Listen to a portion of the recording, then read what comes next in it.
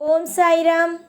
என் அன்பு செல்லமே, என்னுடைய அழகான தங்கமே, வாழ்க்கையில் ஒரு நபர் தவறு செய்தால் தெய்வமாக இருக்கும் நான் உன் தவறு செய்பவனுக்கு தண்டனை கொடுக்க வேண்டும் தானே?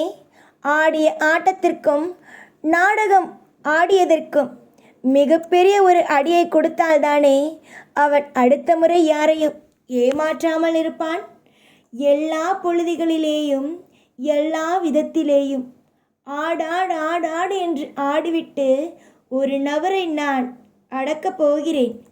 மிக மிக பெரிய யோகமும் மிக மிக பெரிய அற்புதமான விஷயங்களும் நான் நடத்தி கொடுக்க போகிறேன். எப்படி, என்ன செய்ய போகிறீர்கள், யாருக்கு என்ன நடக்கப் போகிறது என்று உன் மனதுக்குள் மிகப்பெரிய ஒரு கேள்வி எழும்பியிருக்கிறது தானே? ஒரு நபர் இருக்கிறான். உதாரணத்திற்கு ஒரு விஷயத்தை சொல்கிறேன். ஒரு நபர் இருக்கிறான். அவன் ரொம்ப நல்லவன். அவனுக்கு ஒரு நண்பன் இருக்கிறான். அவன் மனதுக்குள் எப்பொழுதும் கெட்ட எண்ணத்தோடே சுற்றுபவன். அதாவது நண்பன் என்று கூட பார்க்காமல் அவனை எப்படி கவிர்க்கலாம், எப்படி அவனுக்கு தீய விஷயத்தை செய்யலாம், எப்படியெல்லாம் வாழ்க்கையில் ஒவ்வொரு இடத்திலும் அவனை சுக்குநூறாக வேரோடு பிடுங்கி தூக்கி எறியலாம் என்பதைப் போலவே திட்டத்தை போட்டுக்கொண்டே இருப்பவன். இப்படிதான். இது உதாரணம் அல்ல, இது உன் வாழ்க்கையில் நடந்த ஒரு விஷயம்தான். நண்பன் நண்பன் நண்பன், உறவு உறவு உறவு, எல்லாருக்கும் மரியாதையை கொடுத்து உன்னுடைய மனதுக்குள் மிகப்பெரிய இடத்தில் வைத்திருந்தாய். ஆனால் உன்னுடைய உறவுகள் அனைவரும் என்ன செய்தார்கள்? உன்னை கீழையில் குப்பையில் தூக்கி போட்டுவிட்டு போவது போல உன்னை விட்டு சென்று விட்டார்கள். காரணத்தை கேட்டால் பணம் இருக்கும் வரைக்கும் உன்னுடைய தேவைகள் அவர்களுக்கு தேவைப்பட்டது. ஆனால் இப்பொழுது அவர்களுக்கு உன்னுடைய தேவை என்பது இல்லை. அவர்களுக்கு தேவை பணம் இருக்கும் இடத்தில் வந்துவிட்டது. காலம் முழுக்க உன்னை கவலையோடு வைத்திருக்க வேண்டும் என்று அவர்கள் நினைக்கிறார்கள். ஆனால் சாயாக இருக்கும் உன்னுடைய அப்பா அதை நினைக்கவில்லையே.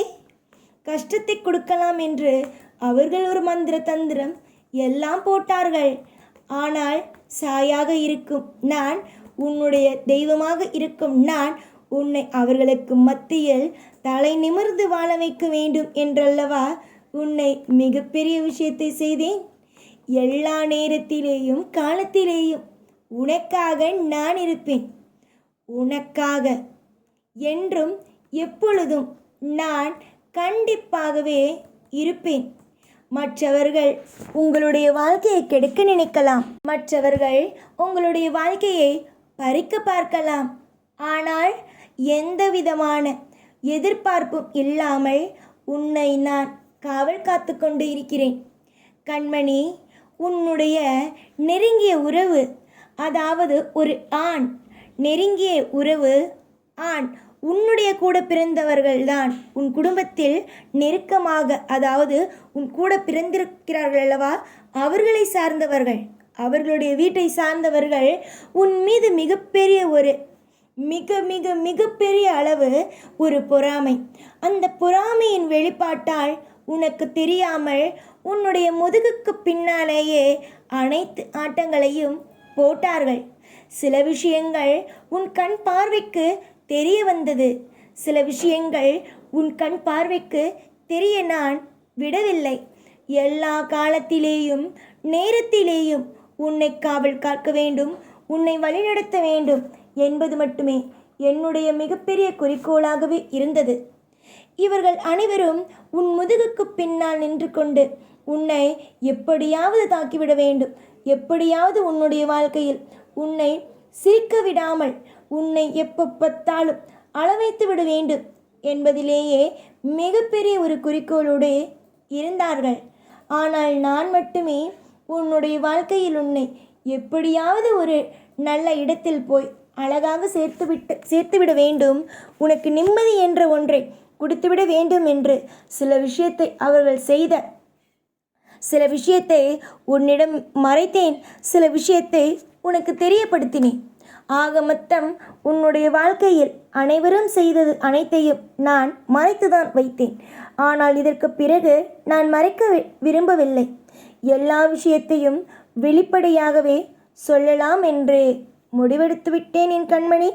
ஒரு மனிதனுடைய வாழ்க்கையில் ஒரு நிமிஷம் யோசிக்க வேண்டும், மற்றவனுக்கு துரோகம் செய்யலாமா செய்யக்கூடாதா என்று.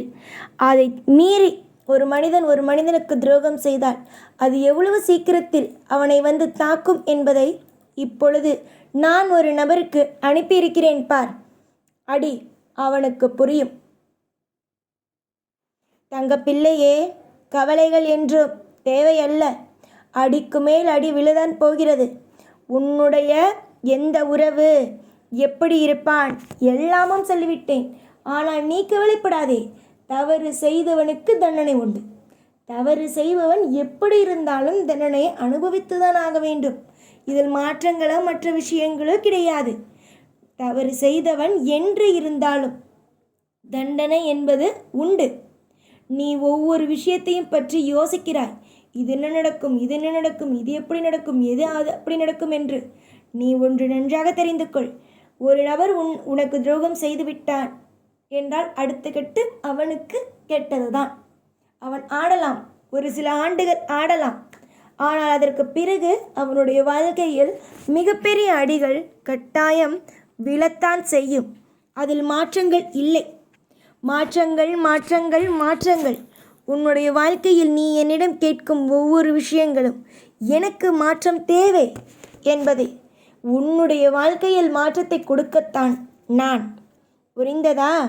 உங்களுடைய வாழ்க்கையில் மாற்றத்தை கொடுக்கத்தான் நாங்கள் இருக்கிறோம்.